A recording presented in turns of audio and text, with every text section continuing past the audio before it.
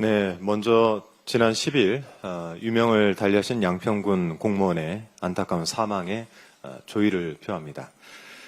고인께서는 양평에서 태어나 30여 년을 공직사회에서 헌신을 해오셨습니다. 삼가 고인의 명복을 빌며 애도와 함께 추모합니다.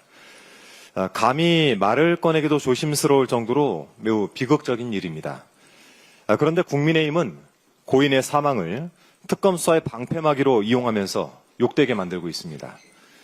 그동안 수많은 죽음들에 눈 하나 깜짝하지 않던 자들이 고인을 앞세워서 일제히 특검을 비난하고 특검을 특검하는 특검 법안을 발의하겠다라고 으름장을 놓고 있습니다. 특히 국민의힘 김성교 의원은 도저히 납득할 수도 이해할 수도 없는 기행을 계속하고 있습니다.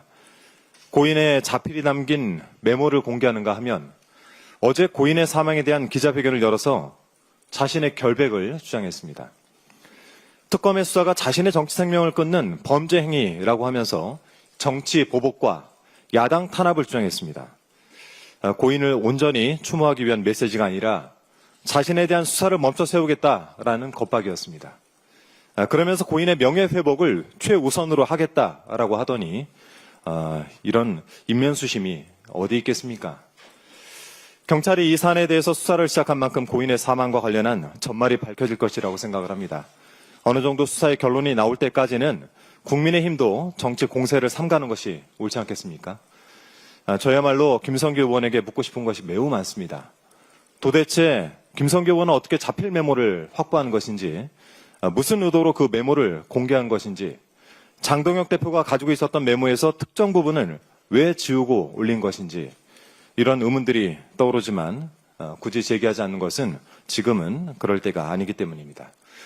국민의힘은 최소한 인간성과 이성을 좀 되찾기 바랍니다. 이 일과 별개로 김건희 일가의 공흥지구 개발 부담금 특혜 의혹에 대한 수사는 계속되어야 합니다. 제가 지난 수년간 국정감사 등에서 이 공흥지구 개발 부담금 문제를 다뤄왔기 때문에 오늘 간략하게 설명을 좀 드리겠습니다.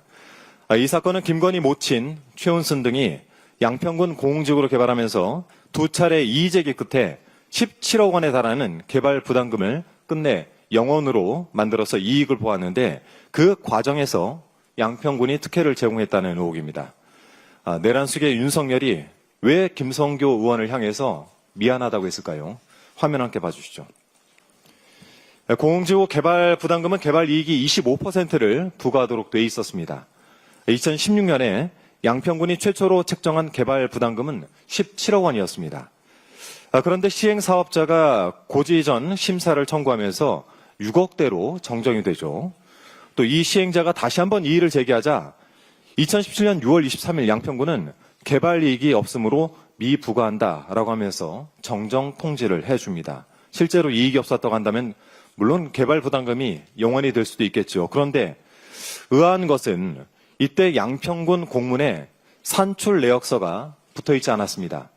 화면에 나와 있는 것처럼 2016년 11월, 2017년 1월, 심지어 논란이 제기되자 이 개발 부담금을 정정해서 1억 8천만 원 부과했던 2021년 11월에도 보시는 것처럼 산출 내역서가 붙어있지 않습니다. 제가 산출 내역서는 다 확인을 해봤는데요.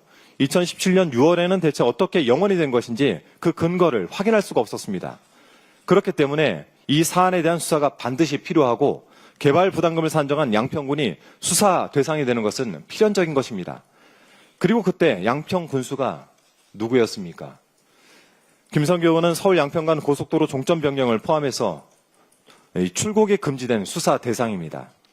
말을 해야 될 것은 감추고 고인을 본인의 정치의 희생양으로 삼는 짓이야말로 가장 불경한 짓이 아니겠습니까? 다시 한번 삼가 고인의 명복을 빕니다. 이상입니다.